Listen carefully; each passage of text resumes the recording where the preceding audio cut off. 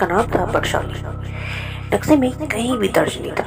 जो लोगों को हराते थे वे कहते थे यह गांव रास्तों के बीच फंसा नहीं बल्कि समय से बाहर छुपा हुआ है। यहाँ दिन जल्दी ढल जाता और रातें बहुत देर तक रहती थी। गांव के दक्षिण छोर पर एक पुराना पीपल का पेड़ था, इतना पुराना कि उसकी जड़ें जमीन नहीं जैसे अंधेरे में धंसी हुई थी।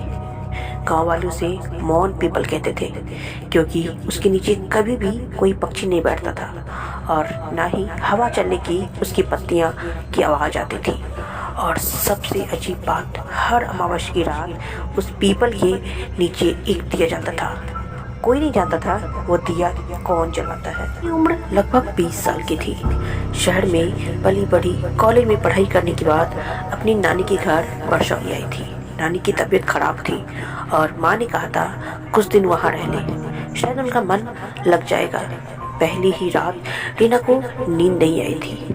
कमरे की खिड़की से पीपल के पेड़ साफ दिखता था। रात के 12 बजे थे। अचानक उसकी नज़र नीचे गई। दिया जल रहा था। रीना ने सोचा शायद कोई गांव वाला पूजा करता होगा, लेकिन अगली रात फिर बिल्कुल उसी समय उसी जगह। तीसरी रात रीना ने नानी से पूछ ही लिया। नानी ने पहले तो अनसुना किया, फिर धीमे स्वर में बोली, उस पेड़ के बारे में सवाल मत करना बेटी, वो सुन लेता है। रीना हंस पड़ी पर नानी की आंखों में डर था। गांव में एक पुराना नियम था, अमावस्या की रात को कोई भी बाहर नहीं निकलता था। रीना को यह सब बात बड़ा ही बचकाना सा लग रहा था। वह हमेशा से डर वाली कहानियां सुनना पसंद करती थी।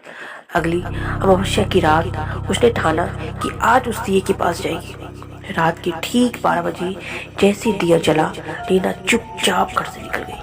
पीपल के पास पहुंचते ही हवा ठंडी हो गई।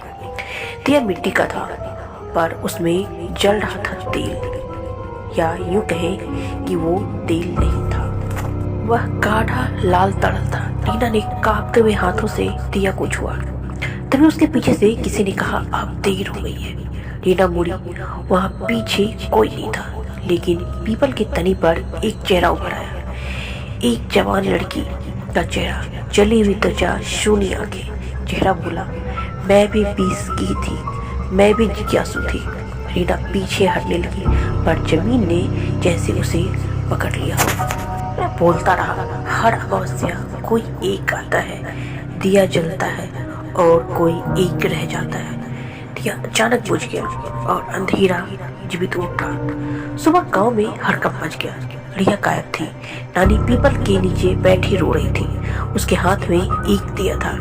गांव का सबसे बूढ़ा आदमी बोला, अब ये दिया अगली अमावस्या तक जलेगी। नानी फुसफुसाई, काश कि मैंने इसे सच बताया होता। पीपल की पत्तियां पहली बार हिली। अगली अमावस्या आई, पीपल के नीचे फिर एक दिया जला।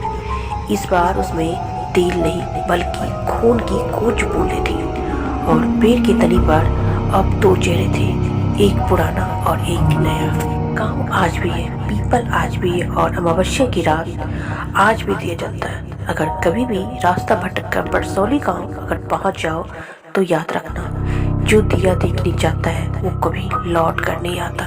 हे डियर, आपको ये कहानी कैसी लगी प्लीज़ हमें कमेंट्स में बताएं और हमारी वीडियो को लाइक और सब्सक्राइब करना ना भूलें।